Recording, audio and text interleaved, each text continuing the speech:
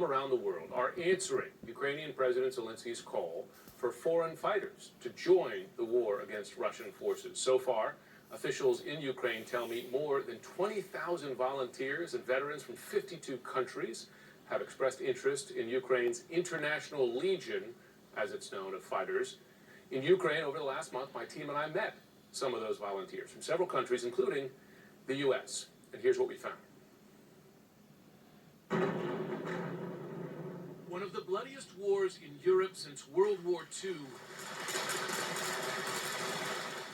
is drawing thousands of foreigners to join the fight.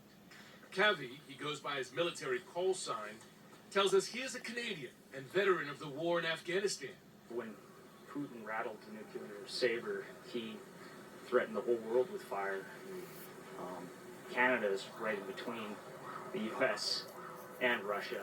Through all these missiles that he's threatening with, they're going to be flying over. So that's what brings me here. Kavi is far from alone. There is more than 20,000 of this military serving all over the Ukraine. Roman, he asked we don't show his face for his security, vets the backgrounds of all foreign volunteers. Many of them had a very good experience, even in hotspots, serving in hotspots.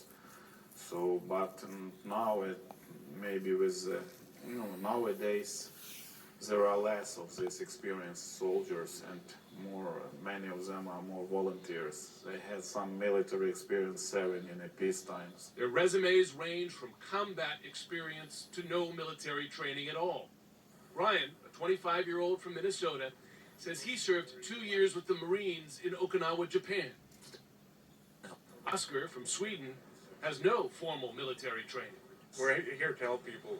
Hopefully, it's going to be over even before we reach the front, before we even need to fire a bullet or save someone with medical resources, That's the best for everyone, but if that's what it comes to, we'll be there.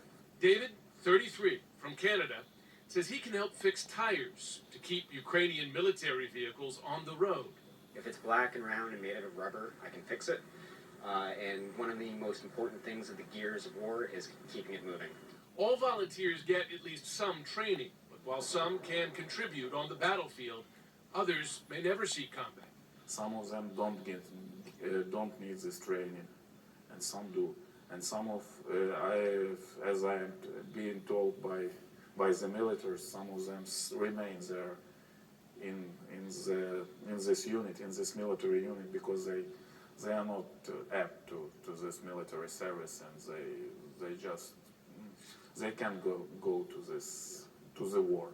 One additional concern, the risks of deploying and arming thousands of foreign fighters around the country. They might be dangerous because such people are always dangerous, but we try to check them, we try to check their biography, we try to check their pasts as far as we can do it. One definite and urgent need for the Ukrainian military are volunteers with combat medical experience. That's what brought Sky Barkley, a U.S. Marine and missionary, to Ukraine, along with 6 other Americans. You enrolled after 9/11, imagining, I suppose, the war was going to be there. Did you ever imagine yourself witnessing a war in Ukraine, in Europe? No, and it's totally different. This does not compare to a slow simmering insurgency. It doesn't even compare to what we saw with ISIS, because you're talking about the sheer amount of missiles being launched across the country, the ability of the Russians to reach out across hundreds and hundreds of kilometers and kill from that kind of distance. Maddie, another member of Sky's medical team, is a travel nurse from Missouri, here to help and willing to put her life on the line to do it, as she's done before in Iraq. Yeah, it worries me a little bit, but I just have a heart for these people. I just really want to help them. I don't see my life more valuable than their life. Ukrainian officials make clear this is not a calling for adventurers or weekend warriors. It is service against a massive and ruthless invading army, and thousands have already answered the call. The training that the Ukrainian military is able to offer foreign volunteers is limited. After all, the war is already underway on Ukrainian soil. They will get 3 to 14 days of basic training, and it's not a short-term commitment. Those members who come to fight, they're asked to sign on for a year commitment in Ukraine. Erica, it's for the long term. Yeah, and it is remarkable, and I think it helps put into context too to hear from so many of them from so many different places as to why they feel that they need to be there and how they believe they can help. It's such a great piece, Jim. Thank you.